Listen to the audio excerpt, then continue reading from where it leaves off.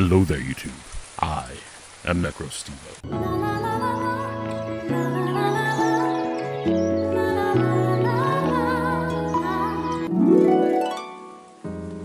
And welcome to week number 6 in the MGL. In this week's draft battle, we are going up against Freedo, and he has bested us several times over the years. So it's about time that I show you all exactly what the shadows can bring to bear against the Welshians. Of course, Freedo has been uploading for quite some time, with many accolades across many different draft pools, battles, types. Very, very good trainer, and I'm excited to get to battle them again. So, of course, make sure you go check out Freedo's information in the description. But right now, let's get to what Freedo can bring to this battle. Freedo has drafted Monferno, which is his S tier, Krokorok, Sliggoo, Metang, Brione, Electric, Dartrix, Grimer, Eevee, and Pineco. Now right away, I'm not going to go too in-depth in this. I know I didn't do a get ready with me. I have not been feeling it. When the weather is doing the yo-yo thing like this, and I have to work all these extra hours, I don't have all that extra energy there, because it's like I'm still going to be working out. I'm still going to be going on walks and stuff, and it's just like, nope, if I'm not feeling it, I'm not going to do it, because I don't want to give you all a half-ass product. Never half-ass two things. Whole-ass one thing. But as far as what the shadows are bringing this week, I had some fun planning for this battle. I'm having fun! Fun! I remember waking up on the day of the battle, that morning. I just woke up and I laid in bed for a little bit. And I was like, man, what am I gonna do if he brings a Scarf Krokorok? What am I going to do if he brings Scarf Monferno? I don't really have answers to that with the team that I have currently crafted. And so I was lying there, I was wondering if I could make Mankey defensive enough to take a hit from Krokorok. And by Jove, that is what I did. Right before the battle, I switched Mankey to being choice banded and very, very, very physically bulky. I also switched Reboot from heavy duty boots to being Choice Scarf, just for a little bit of insurance against his two fastest Pokemon there. I was very much anticipating Metang to show up for this battle. In fact, for where is that darn Eviolite? I was thinking Metang and Brione would be the Eviolite holders, or I was thinking Brione and Sliggoo. I ended up writing down Metang and Sliggoo, because Sliggoo versus my team, I don't have a fairy type, and I don't have a steel type, so it can kind of just sit in on things unless I hit it really, really hard. Did you see how hard he hit me? And that's why I wanted to go with Choice Band and Mankey. Choice Scarf Reboot is also nice because it's just a natural, hard-hitting Pokemon for this format, and I don't have to worry about being locked into Flare Blitz. I can lock into Double Edge versus this team outside of the Metang. From there, we have our Trick Room Porygon with minimum speed, which can even outslow Grimer by 2 points with the 0 speed IV. We also have Eviolite on our Chinchou, which this week it's actually a agility Chinchou, just in case I get to use agility and then maybe throw off some Scald or Discharge. And then we have Wooper here, hopefully going to set up a Toxic Spike or a Stealth Rock. I did not foresee Grimer coming to this matchup, and so a Toxic Spike could go a long way. Followed by our Ghastly, which is also carrying Choice Scarf, just because I was so afraid of something like Metang setting up a Trailblaze, or I don't know, just something annoying in the back. So those are the Pokemon. A little bit longer on the team builder, just because I didn't give you all a get ready with me, and I know how much you love to listen to my voice. Is that my voice? Which is why you're here. So let us get ready for the battle and see what Freedo is bringing. Now, when I was thinking of the matchup here, we can see that Freedo actually did not bring the Metang. I called his other 5 Pokemon, but I did not call the Eevee coming to this matchup. Looking at who Freedo brought, I was thinking he might lead with the Krokorok, and with my Mankey's investment. Number 1, if he has Intimidate Krokorok, it will activate Mankey's Defiant, and then I will have a very powerful Pokemon. But I have a 75% chance to live an Earthquake from a Jolly Max Attack Krokorok. That was as good as I could get the EVs on Mankey. Mankey is not known for its hit-taking ability, but we are going to bulk up, and not literally, but we are going to eat all the protein that we can. No, because protein raises attack. We're going to have a lot of iron. We're just going to have iron shavings in our diet today for this Mankey. I dropped the screw in the tuna. Maximum bulking. Now, if I fail at this and Mankey just dies, by the way, it's not horrible because I can still go out to reboot. Click Choice Scarf, High Jump Kick. He doesn't have a swap in for that. But I'd love it if Mankey just lived the hit. The other thing that I saw that was really nice about this matchup that I was annoyed about is right before the battle, I also switched Porygon's moveset. I put Ice Beam and Shadow Ball on it over, no, I put Psychic on it over Ice Beam. And I really wished I had left Ice Beam on it because Psychic is really only good for the Monferno, and I didn't have like a good way to hit Sliggoo because I had Shadow Ball. But we do see Krokorok on the lead matchup, and so I'm leading with Mankey, and it is time for this battle. Mankey, your purpose here is to hold on. I'll never let go. I need you to live and then KO this Krokorok back. It is very, very likely Choice Scarfed. And again, you even see Reversal on there. That's how sure I was that I would be living this hit and then having a low HP Mankey for the remainder of the game. So we see the Earthquake tear open the ground, and Mankey lives on 4 HP.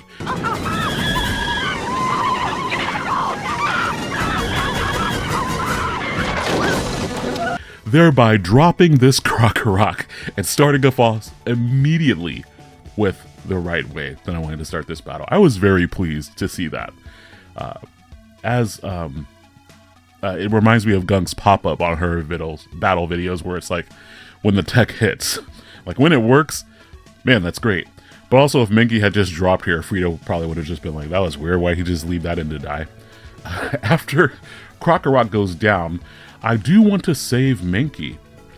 Choice Bandit Maximum Power Reversal is incredibly powerful, and Mankey outspeeds a number of these Mons, so I do switch out into Chinchou, anticipating my opponent to want to go for Flip Turn.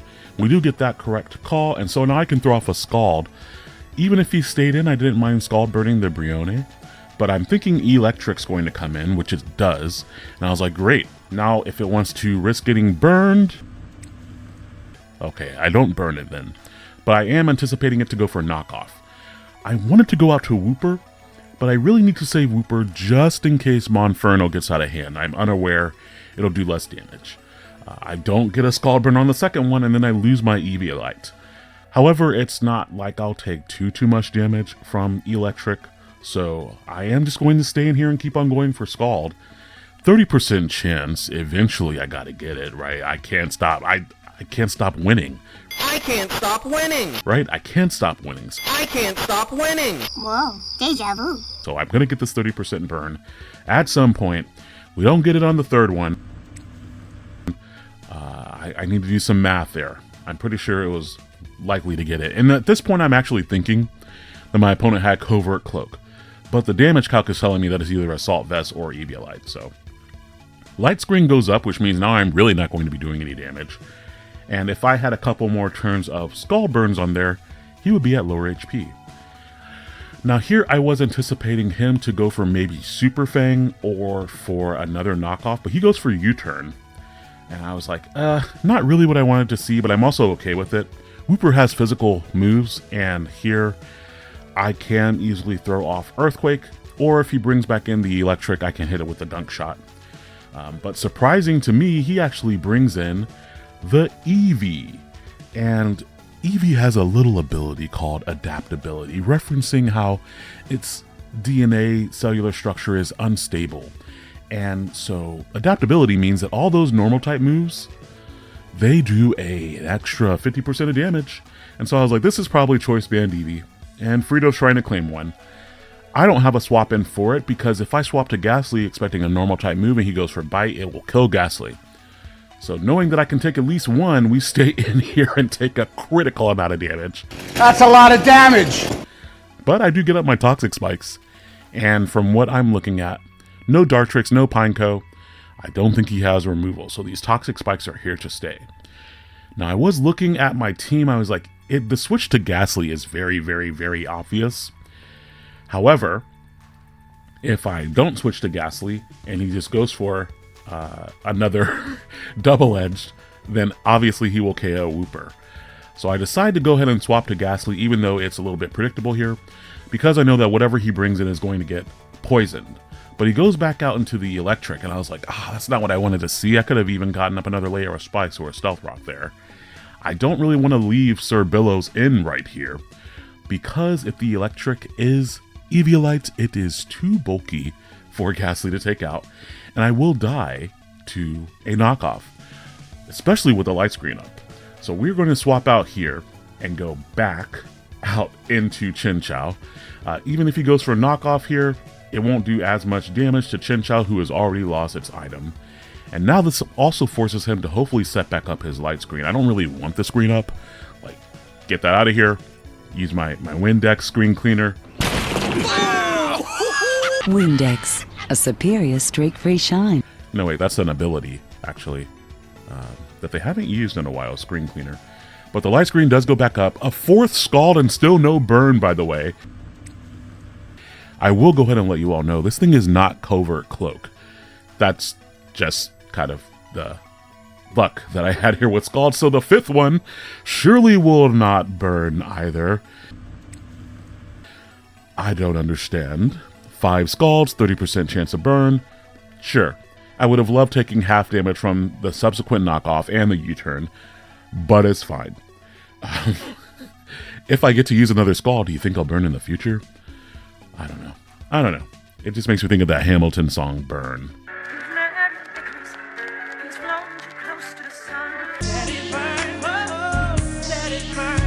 And this is not what's happening there. Now, unfortunately for me, Monferno is here. And I'm afraid of letting it set up. So I am just going to stay in and use Scald. I could have hard swapped to Wooper, but if, say, he went for Swords Dance, then Wooper would still get KO at the level of HP it's at. Freedo surprised me and went for Flame Charge here. I thought he would be going for more like Swords Dance because it already has decent speed, and then maybe go for Iron Fist boosted Mach Punches. But we do see Life Orb, and that in conjunction with the Poison, he has lost a good amount of HP just for taking out my poor little Blinky the Chinchou. Now I have two different things I can do here. I can go out into Reboot. I don't know if he will expect me to be Choice Scarfed, but this is my main way of handling it, because if he thinks I'm Scarf and he swaps out to like Brione, I'm still going to do serious damage to that after the Poison, Double Edge, and the swapping and all that good stuff. But he stays in, so that means he was not expecting me to be Scarfed, and Chigiri's speed once again takes another KO. That is a huge, huge, huge problem off of my side of the mental game here, because getting your opponent's S tier, their tier 1 pick, out of the way is not always that easy. Cue last week's video against Thwacky. And this is also a lesson in that too. I could have predicted a switch, but just take the damage. Like, that's not something that I want to deal with later on. Now, while I could probably do sizable damage to Brione if it swapped into a Double Edge, if I just attack it now, if it does happen to be his Eviolite user and it's very defensive, I will do 30%. And even though I'm a normal type, it will still hurt Reboot with a neutral. It could have Scald of its own or Surf or any of that. So maybe expecting a flip turn, a Moonblast, we're going to go out into Wooper. I do not have Water Absorb on Wooper. So if he decides to go for a water type move, or probably like an ice coverage move, I will probably go down. He does go for Ice Beam, which is a good call, because I was a normal type Reboot, so it would have done good neutral damage if I stayed in anyway. Fortunately though, now this Brione is poisoned and it feels the toxins running through its skin. And I almost broke into Britney Spears right there. I think you felt it. I was just like, toxic. Just like, no, I'm not going to. That is low-hanging fruit. We are different from that here. We are going to take this opportunity to go into Porygon. And then I look at my opponent's last remaining Pokemon, and they're all faster than Porygon. And it's just time. We're going to set up the Trick Room. It's a little bit earlier than I planned on doing it, honestly. But I'm very fortunate, and he goes for a flip turn. And he goes out to the Electric, probably expecting me to just throw off a move. But now with Trick Room and my Porygon's minimum speed IVs and a quiet nature, I know I'm slower than Electric, and I clicked that Tri-Attack with impunity. So we have 5 turns of some slow action. Yeah. And up first here is number 1, and that's going to be Curtains for that Electric. That felt really good. Because we have some more room to work with here, and the room is the Trick Room. Eevee comes back in. If it has Choice Band and Quick Attack, it will hurt. However, this is a very bulky Porygon. The other thing that was kind of weird with this is that when I sent in Porygon on Brione, I got a special attack boost. I wasn't expecting that. Brione actually has higher special defense naturally. So I'm thinking that Brione was max physical defense, which is why that ended up working out. Brione comes back in, and since it's max physical defense, this Tri-Attack +1 stab is going to do a ton of damage to it. The other thing that's nice is that even if I don't KO it here, which I don't, Brione's not going to be able to finish off my Porygon from here at all. And that's even if I happen to knock it into Torrent range, I would have still lived a Torrent boosted Surf. But fortunately, I did not knock it into Torrent range with that Tri-Attack. And we're able to finish off the Brione. And that, I believe, is going to be the end of our Trick Room. Our opponent's last remaining Pokemon is his Sliggoo. And number 1, can we just pause and take a look at that nickname?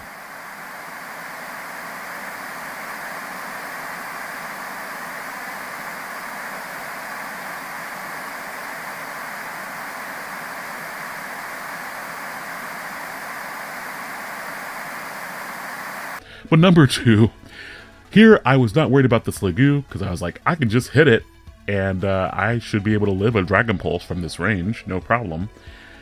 But what I did not account for is Freedo having his own Choice Scarf hidden in the leaf. If this Sliggoo is Choice Scarf, it will outspeed my Porygon. Oh wait, I was minimum speed. It would have outsped me either way. So Porygon, you did great in this battle. You really opened up the end game for us. But if the Sliggoo is Choice Scarf, and granted, I didn't know that when I was making this play because I was like, oh, I'm just going to go into Mankey and do a ton of damage to the Sliggoo, thinking that Sliggoo would naturally outspeed Porygon anyway. And I also didn't think that my opponent would lock into Draco Meteor, like, so he were choiced. I saw the Draco and thought, oh, okay, he's probably Eviolite, and he's just using his best move to knock out the Porygon. But he actually is Scarfed, and so I was a little bit sad because I didn't get to use my full power reversal that I really wanted to use. But Mankey, this whole battle was viable thanks to you, so thank you so much for living that first hit. The entire game would have been different if Mankey had gotten KO'd there. But really, we forced Freedo to spend the whole game without one of his Scarfers. Also, it is funny to me that we both brought dual Choice Scarf against each other.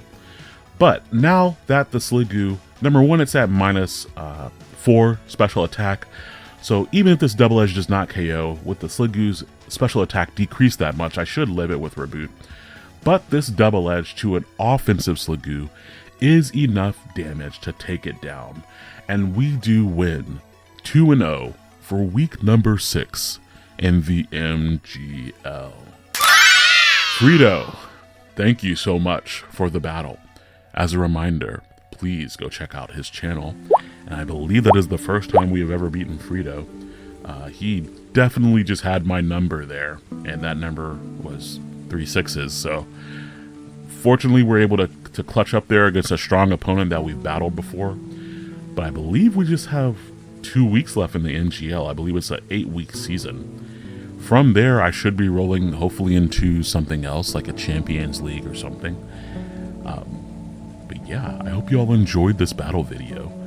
And be sure to come back next week. We're going to be facing another new opponent. This time it's Crepuscul, which is, I believe that's the word for if things are more active at dusk, I'm pretty sure. So it's kind of like Lycanroc dusk form, but in an actual person. So I will look forward to battling her. And in the meantime, I hope that you have a wonderful, wonderful night. Goodbye.